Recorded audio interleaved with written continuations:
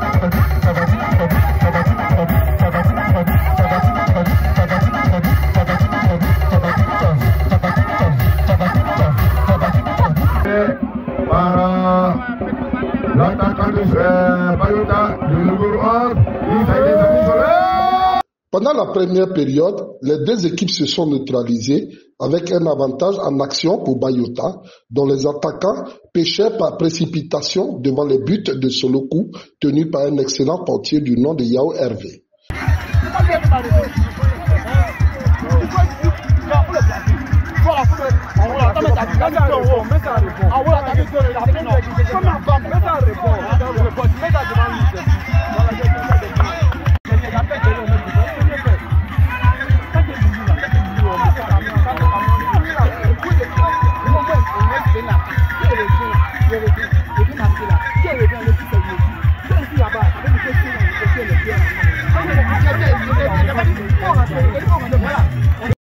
C'est à la 86e minute, sur une balle anodine, que l'attaquant de Solokou ouvre le score. C'est la joie dans le camp de l'équipe du village.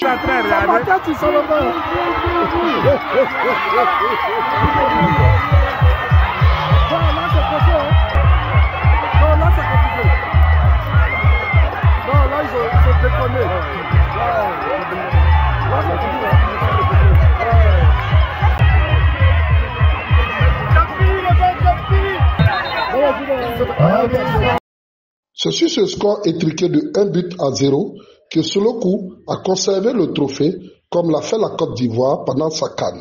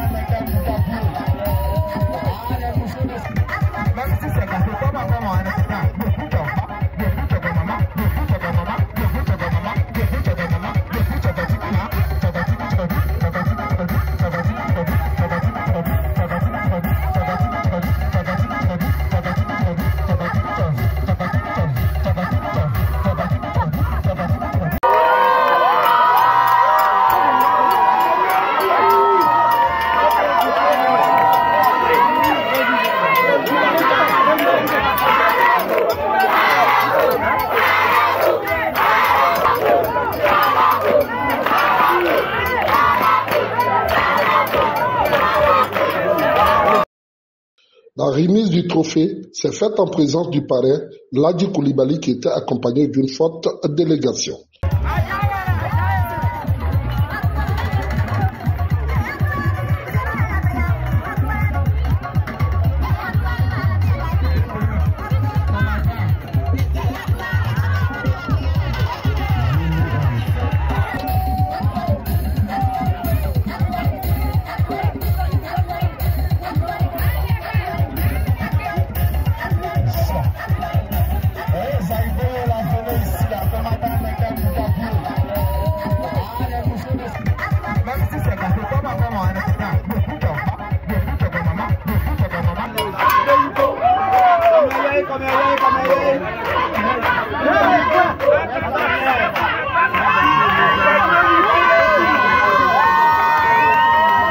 Satisfait de l'organisation, il s'exprime à notre micro. Merci mon frère Hervé Blédé, sa soeur Anna Blédé, le chef du village, c'est notable, et toute la population de Solokou et des villages environnants qui ont participé à ce tournoi. Le sport étant un facteur d'union et de cohésion sociale, aujourd'hui j'ai assisté à un très beau match de football, quand même que je suis venu à la seconde mi-temps. Et j'exhorte la jeunesse à quitter dans la facilité, à se battre pour leur quotidien et pour aider leurs parents. Nous, en notre temps, aujourd'hui on dit que les temps ont changé, mais les temps n'ont pas changé. Parce qu'avant, quand tu prends une photo, l'appareil photo était en noir et blanc. Mais quand tu prends une photo qui soit en noir et blanc, mais le paysage il est toujours vert. Ça n'a pas changé. C'est la technologie qui a changé. Il ne faut pas que les esprits changent avec la technologie. Il faut qu'on gagne certaines valeurs. C'est pourquoi je dis encore que j'exhorte les jeunes à avoir le goût du travail, à travailler, parce que seul le travail libère, seul le travail permet de vivre dans de bonnes conditions. Et aujourd'hui, nous sommes à l'orée des élections de notre pays. Tout le pays est crispé. J'exhorte aussi la population. Parce que les jeunes avec, parce qu'il y a aussi les vieux. Il ne faut pas que quelqu'un parte agresser son frère parce qu'ils ont des divergences politiques. Nous sommes un peuple, nous sommes un. Nous devons rester ensemble, quelles que soient nos divergences. On peut se parler, parler de là-bas. Je vous remercie. Je remercie Solokou. Merci infiniment.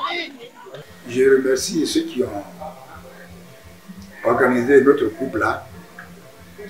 Pendant ces vacances, mon village Solokou a organisé une coupe un championnat de football qui a pris fin au coup de sifflet final. C'est Solokou qui a été vainqueur. Donc, je remercie tous les acteurs, toutes les équipes qui ont compétit et les deux derniers qui sont allés à la finale. C'est ceux-là qui ont été récompensés. Donc, vraiment, je suis animé d'une grande joie parce que ça fait très longtemps que mon village n'a jamais remporté une coupe. Et ce n'est pas parce que nous l'avons organisé qu'on a été vainqueur. On l'a mérité. Et Dieu aussi a dit son dernier mot. Donc la coupe est restée dans mon village. Je suis très content, comme tous les villageois. Même on va danser pendant 1 ou 2 semaines. L'ambiance balle-poussière s'est poursuivie jusqu'à tard dans la nuit dans le village, car c'est une première que le village de Solokou remporte une coupe.